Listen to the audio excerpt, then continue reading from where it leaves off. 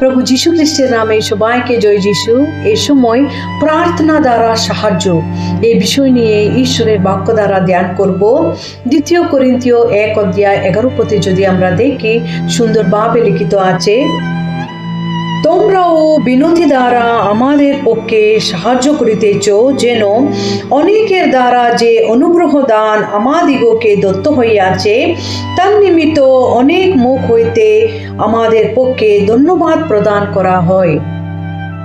ঈশ্বরের বাক্যে স্পষ্টভাবে লিখিত আছে, আদি খ্রিস্টীয় ভাই বোনেরা অনেক লোকের জন্য প্রার্থনা করিত এবং তাদের প্রার্থনার সাহায্য দ্বারা অনুগ্রহ দান দত্ত হয়ে অনেক মুখ হইতে ঈশ্বরকে ধন্যবাদ প্রদান করা হইত।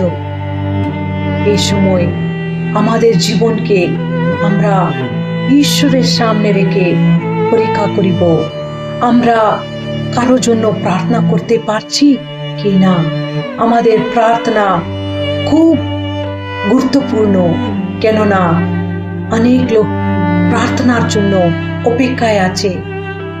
আমরা হয়তো অন্য বস্তু দ্বারা, টাকা পয়সা দ্বারা সাহায্য করতে পারছি না, কিন্তু আমরা প্রার্থনা দ্বারা, বিনতি দ্বারা সবাইকে সাহায্য করতে পারি।